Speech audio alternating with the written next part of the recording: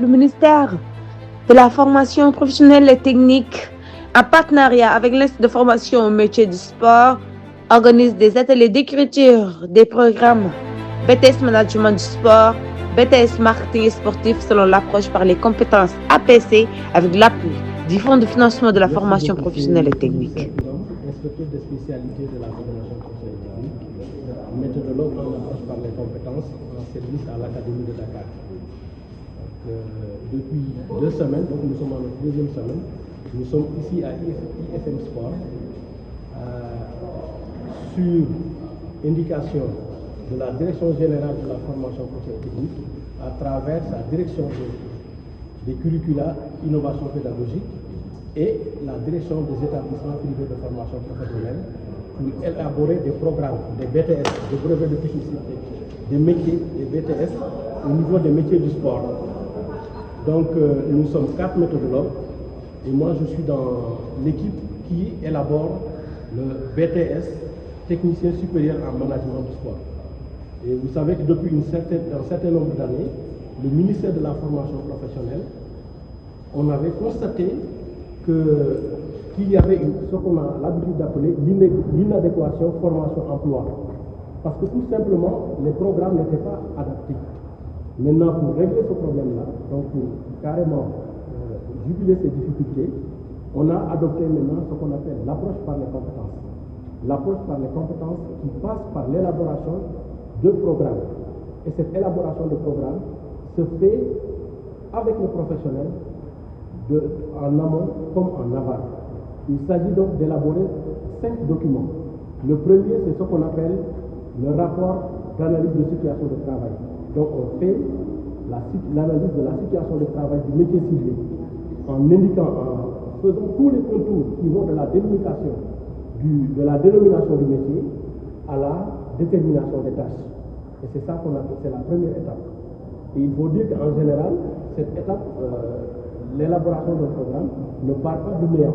Il part d'études sectorielles qui ont été faites et d'études préliminaires. On constate dans un secteur par un besoin de formation, un besoin d'emploi qui induit un besoin de formation. Après donc l'analyse de situation de travail, on passe à ce qu'on appelle le référentiel de métier de compétences. Donc c'est un document qui définit les différentes compétences du métier, que ce soit des compétences cœur de métier qu'on appelle les compétences générales et les compétences transversales, c'est-à-dire les ressources qui permettront maintenant d'exercer les tâches identifiées.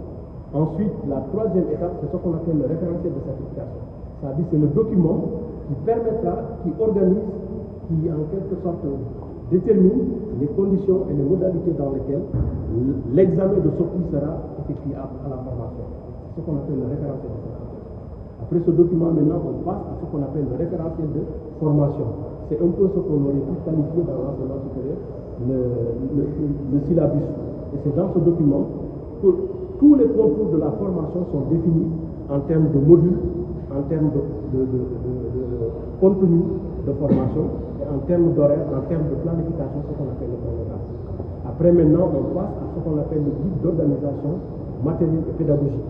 C'est un document qui permet maintenant de cadrer la formation en termes d'infrastructure, en termes de personnel, en termes d'administration, d'organisation et même en termes de documents, de support pédagogique, donc de documents qui pourraient être utilisés pour appuyer la formation. Et c'est pour ça que nous sommes là depuis la semaine dernière et nous en avons jusqu'au vendredi de la dernière semaine du mois. Est-ce qu'on peut revenir sur un ou deux points sur l'intérêt de l'approche par compétences dans le management du sport? L'approche par des compétences, ce n'est pas seulement dans le domaine du sport. Mais spécifiquement dans le domaine du sport, c'est que tout le monde sait que le monde du sport, on est parti les paradigmes ont changé dans le domaine du sport. Ce n'est plus le sport, comme on le dit souvent, de loisirs, de participation. Mais le sport est devenu une industrie. Et si vous regardez les analyses, nous on a fait un peu parcouru certains documents, on se rend compte que quand vous comparez les pays développés, les pays européens, les pays occidentaux, la part du sport dans le produit intérieur brut de ces pays-là, vous le comparez à celui africain, vous vous rendez compte que nous ne vivons pas le sport, la contribution que le sport devrait faire. Pourquoi? Parce qu'il manque la professionnalisation des pratiques, en tout cas des acteurs du sport, aujourd'hui je peux sortir tout de suite dire que je suis président d'ASC ou bien je suis secrétaire d'ASC, je suis secrétaire d'ONCAV, je suis secrétaire de club. Quelle est ma formation? Donc, c'est ce paradigme-là qui a conduit à la nécessité de formaliser ces métiers et les formaliser à travers une formation qui conduit à un parchemin, à un diplôme. Et le diplôme que nous sommes, les diplômes que nous sommes en train d'être, les curricula autant pour moi que nous sommes en train d'élaborer, aboutissent à des diplômes d'État, des brevets de technicien supérieur, à l'image du brevet de technicien supérieur que nous avons pour le génie civil, à l'image du brevet de technicien supérieur que nous avons dans la logistique, transport logistique, et ainsi de suite pour les métiers les plus connus. Et ça, c'est une nouveauté quand même. Vous dites, quelqu'un va se réclamer manager du sport, mais vous lui demandez quel est votre diplôme, il sera difficile de le sortir. En tout cas, à l'état actuel du répertoire des emplois au Sénégal, on n'a pas encore identifié ce métier comme profession. Maintenant, il y a des acteurs. Donc ça, c'est l'une des raisons. Il y en a, en tout cas, c'est la raison principale que je vous ai dit. Quelle pourrait être l'efficace, quel pourrait être l'apport de l'intelligence artificielle? Là, déjà, nous, en élaborant ces curriculums, autant ces curriculums pour moi, nous sommes en train d'utiliser l'intelligence artificielle, parce que l'intelligence artificielle, maintenant, s'incluse dans tout ce que nous faisons. Maintenant, l'apport que ça pourrait voir, c'est que ça pourrait d'abord, il faut qu'on intègre ça, de sorte que celui qui sera, la première chose qu'on aura à faire, c'est mettre à profit l'intelligence artificielle pour connaître les instituts comme l'Académie sport qui forment dans ces métiers-là et l'existence de ce programme-là puisse être connu à travers le monde, à travers l'Afrique. Je crois que c'est déjà un pas en implémentant dans les bases de données qu'on puisse savoir qu'au Sénégal, il y a un brevet de technicien supérieur en management du sport qui est en train de faire, il y a un brevet de technicien supérieur en marketing du sport qui est en train d'être, qui existe au Sénégal et dans les instituts. Merci. Voilà, bonjour, moi je réponds à Liouba, je suis inspecteur de la formation professionnelle et technique, je suis méthodologue et le directeur de l'établissement public de la formation professionnelle et technique. Donc nous sommes là dans le cadre de l'élaboration des programmes de formation pour l'Institut de formation au métier du sport.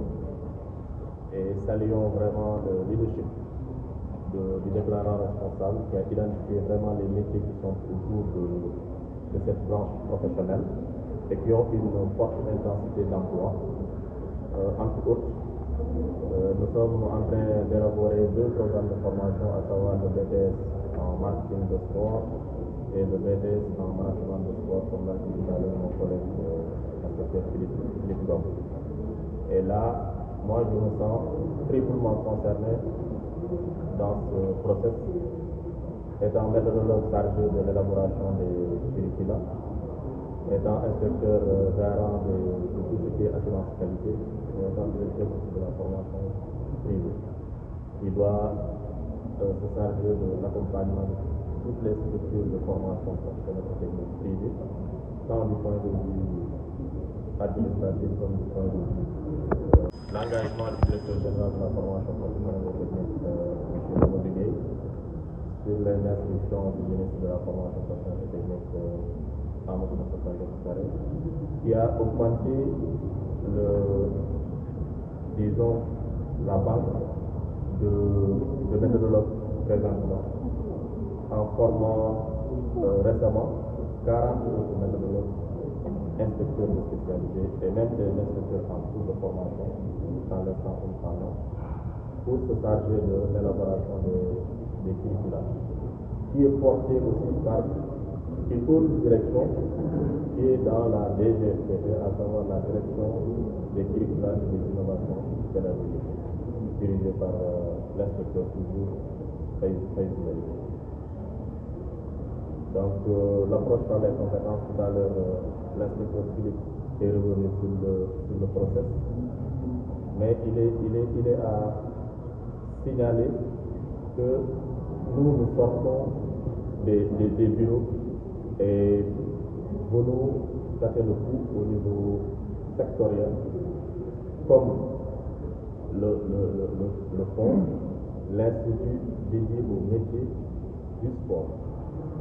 qui se veut être leader dans tout ce qui est circonscription, formalisation des métiers que je rappelle bien existaient dans le temps. Quand on parle de management de sport, on l'entendait, mais ils ont appris le métier dans le tas. Il n'y avait pas de base de formation, il n'y avait pas de curricula dans de formation. Donc il est à féliciter ce leadership, et je dis que c'est bienvenu dans le contexte aujourd'hui des JOJ de mettre sur pied vraiment des dispositifs de formation qui pourront embarquer pas mal de jeunes pour leur permettre une insertion professionnelle durable. Mais à la base, quels sont les profils recherchés pour ce genre de formation? Merci pour le profil recherché. Nous, on parle de profil d'entrée. De facto, pour aspirer à une formation de BTS, de brevet de profession supérieure pour une durée de formation de 2 ans, il faut impérativement avoir un bac ou tout autre diplôme admis en équivalence. Et ce brevet de technicien supérieur, que ça soit porté par un établissement public comme un établissement privé, c'est un diplôme d'État ou parchemin qui permet aux sorties de pouvoir embrasser d'autres carrières, soit professionnelles ou académiques.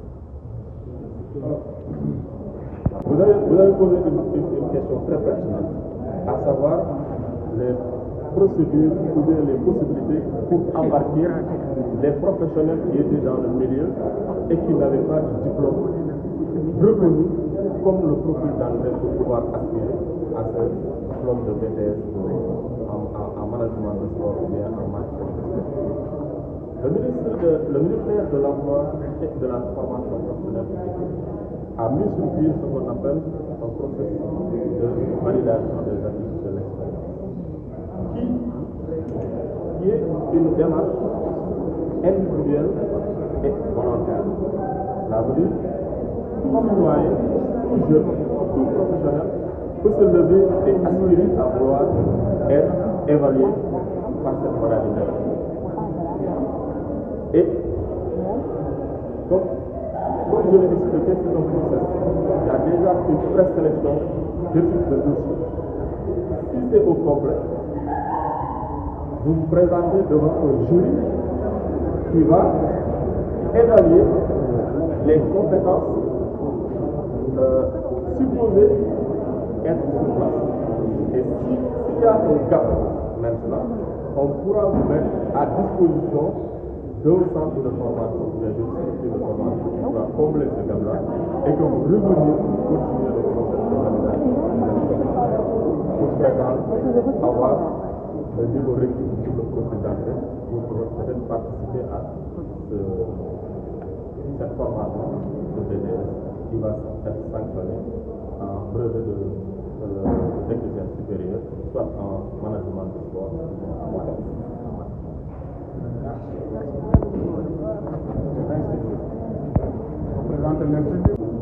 Je m'appelle M. Diorgo. Je suis coordinateur de l'Institut où j'enseigne également. Et notre présence ici aujourd'hui nous permet de répondre à une problématique extrêmement importante, c'est-à-dire de mettre sur le marché du travail des profils qui ont non seulement les compétences,